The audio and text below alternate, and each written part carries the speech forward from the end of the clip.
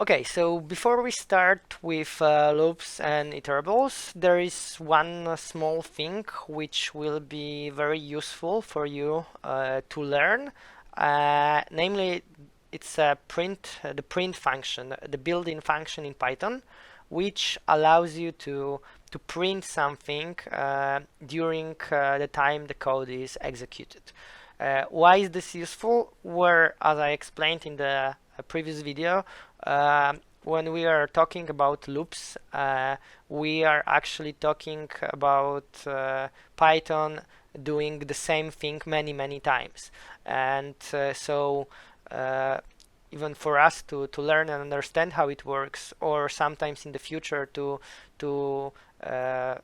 maybe there are some errors to see what is going on inside a loop, we would like to have an option to see what's going on, for Python to explicitly output something along the way when he's doing something. And this is where you can use print function, where print function becomes useful. So let's jump into an example. So far, when we were executing code, when we wanted to display something, we were just writing it at the end of the cell. So for instance, here we first define the variable x, which is equal to 5, and then write the name of this variable to display it. If I don't write this name of this variable, I don't get any output here. I don't see like nothing. What is important here and can be seen in this code cell, Python will display only the value of the variable which is last in the cell. So if I first increase x by 1 here, so here it's equal already to 6, and try to display it here simply by writing x, Python will not do it. It will just execute this code. It does nothing. Okay, here we increase again by 1, we get 7. Here this code does nothing. Python executes it but does nothing. It does nothing.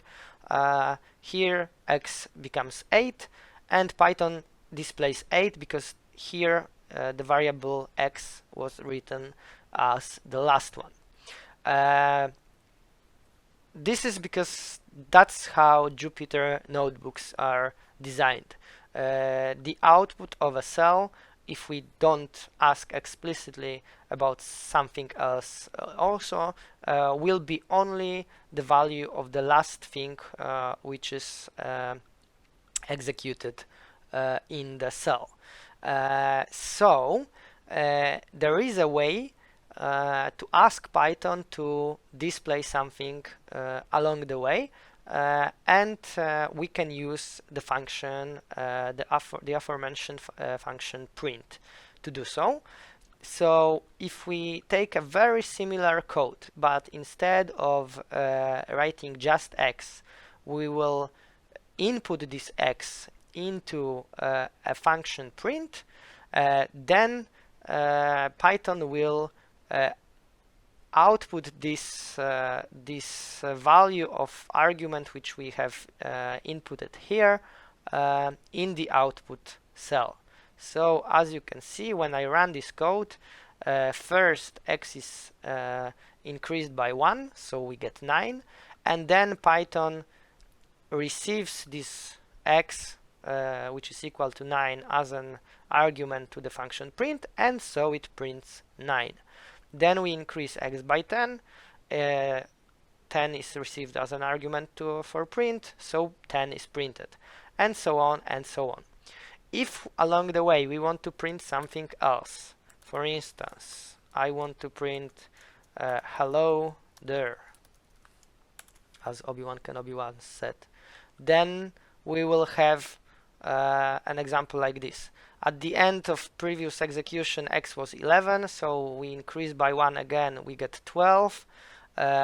12 is printed here, then hello there is printed here, 13 is obtained here by Python, it's printed here, so That's why we get the output 13 here.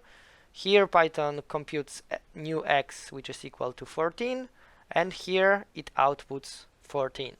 So this is how the print function works, and it's really useful to debug your program, to find errors, mistakes in your program, or to understand how it works. In all these scenarios, print function is really useful. Here we can see that if I replace the last variable, the last call with just x, we will also see this value, because the last thing is always printed by Python. But if I so here I get the value of x here, the value of x here, and the value of x here. But remember, if I remove print from here, then I won't get the middle one. So I get 18 and 20. And of course you can use print function with other concepts we have learned. So you can use it inside functions, you can use it inside conditional statements. So here's a simple example. X is equal 5. So if x is equal to 5, we print x is equal to 5. If I change x to some other value, Python will print x is not equal to 5, because it executes this part of code. So yeah, this is a print function. You can have a look at it and try to do something with it, get familiar with this function. And in the next video we will already start with the first example of loops, namely the for loop. And later on we will learn about iterables and other types of loops. So thank you for your attention, and see you in the next video.